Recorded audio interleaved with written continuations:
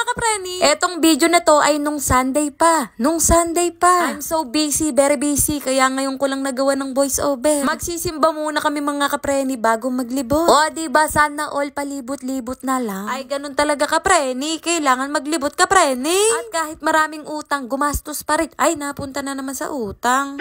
Nandito na kami sa mall at hindi na ako nakapag-video sa simbahan. Ay dito na lang ako, mag-bedyo-bedyo ba? Dito na lang kami pumunta sa Robinson Gapan at kakapunta lang namin ng Walter Mart. Dadaan muna kami dito sa department store at sabi ko kay Daddy Chester, pumili siya ng short. Uy, short yun kapreni. Ay panay kapreni, hanas.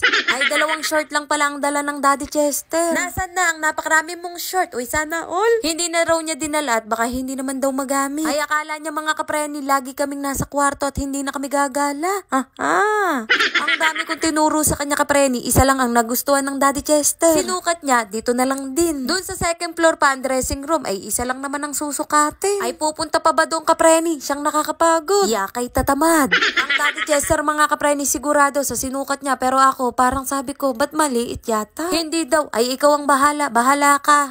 O yung dalawa buti hindi na iinit. Hindi naman masyadong matagal mamili si Daddy Chester, mga 30 minutes lang ganun. Ay dinaig pa ako niyan sa tagal kung mamili kapreni. Ay isa lang daw, tama na, kaya naman lumabas na ako. Naghintay na lang ako dito at pampasikip lang ako ron. Tapos pinagtitinginan ako at nagbebedyo-bedyo ako, parang hindi nila ako kilala. Ay piling sikat naman hanes. Huwag ganon, mali yun. Huwag kang napaka-ano mo. Sabi ko kagad kay Daddy Chester, umayos ka, nakabedyo-bedyo ka. Ay talaga ba? Ay ayaw pa maniwala kapreni. Wala kaming taga-video dyan kapreni, ipinatong ko lang kung saan-saan ba. Ay kahirap maging vlogger, walang taga-video ba kapreni. Ibinigay sa akin yung binili niya. Ay pati wallet, kuhanin ko na asawa ko. Ang gastos mo, bumili ka pa ng short, hindi ka magtipid. Oy, joke lang. Bawal magalit dito ha. Dapat ako lang, sorry na. At bumili ng tsinyela si Daddy Chester, dinamay na rin niya pati si Kuya Ken. Pero ako hindi, akala ko pa naman damay-damay na to kapreni. Tapos tinapos ko na, charot. At umakyat kami sa third floor para makapaglaro ang mga bata. Walang katapusang kids paradise kapreni. At hulog-hulog token para kay Kuya Ken.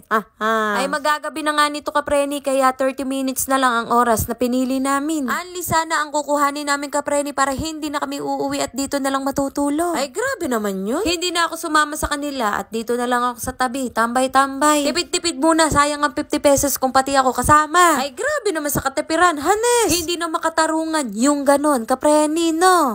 At si Kuya Ken sa kabila naglaro kapreni at binigyan ko ng 50 pesos. Ay gusto nga 100 ang ibigay ko kapreni. Sige, wala kang baon bukas ha. O sige na nga mama, 50 pesos na nga lang, napaka-ano nyo. Uy, joke lang yun kapreni. Alam nyo na, nagbibiro ang tao. O siya, tapos na ang oras nila. Hindi pa sulit kapreni at babalik kami sa susunod na araw. O diba, ganun sana.